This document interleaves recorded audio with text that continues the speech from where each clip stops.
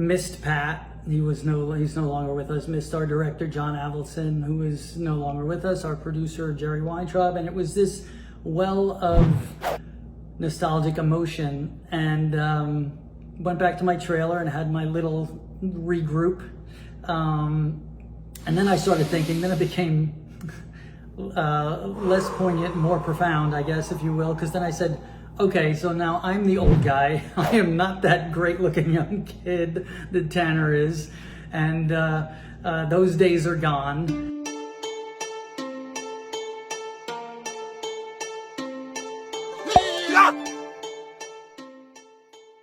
In episode 9 of season 1. And it's at the point that Johnny Lawrence and Daniel LaRusso are actually getting along. They're sort of at a place where you think these guys may become friends. And we walk into Daniel's dojo at his house. Meanwhile, when I shot The Karate Kid back in 1983, almost every scene Daniel LaRusso had with Johnny Lawrence involved Daniel LaRusso getting his ass kicked. So I remember those days well. Well, in this scene, he gives me this big shove.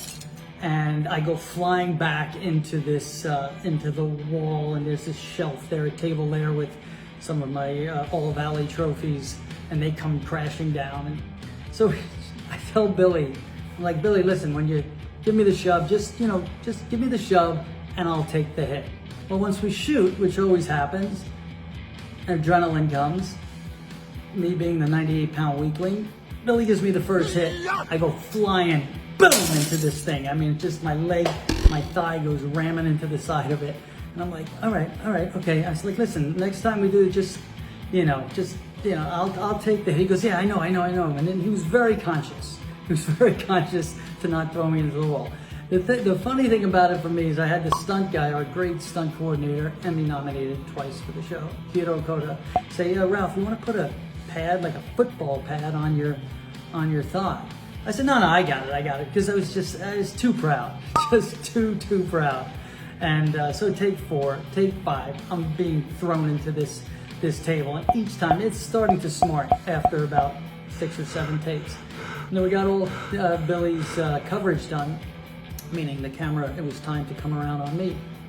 I couldn't fake the hit into the table and the wall, so then it started to become not just like I could bear with this. I finally, caved and said, please give me the football pad from my thigh.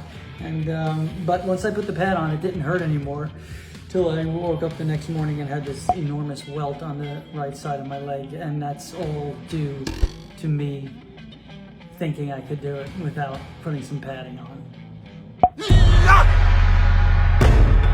So for Cobra Kai, we rebuilt Miyagi's house, which becomes Miyagi-Do in the Cobra Kai series. And it was pretty extraordinary what our production designers and everyone, art department did in creating the version of what was Miyagi's house from 30-something years ago.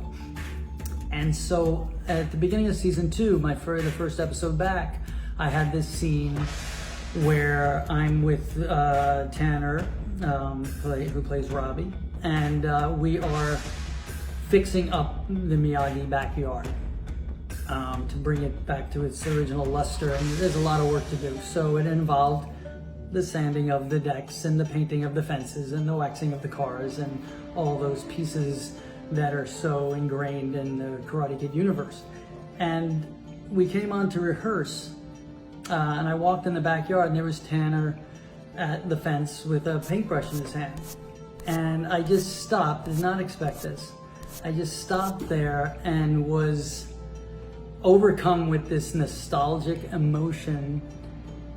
For the moment, for me, it was the place where the magic happened back in the day that sort of brought us to where we are. I mean, without Mr. Miyagi, without that father-son relationship and those chores that led to martial arts moves, that led to all the obstacles overcoming and becoming victorious and navigating his adolescence, all kind of happened in the backyard of Miyagi's house. And so I had this you only have this as you get older, these moments.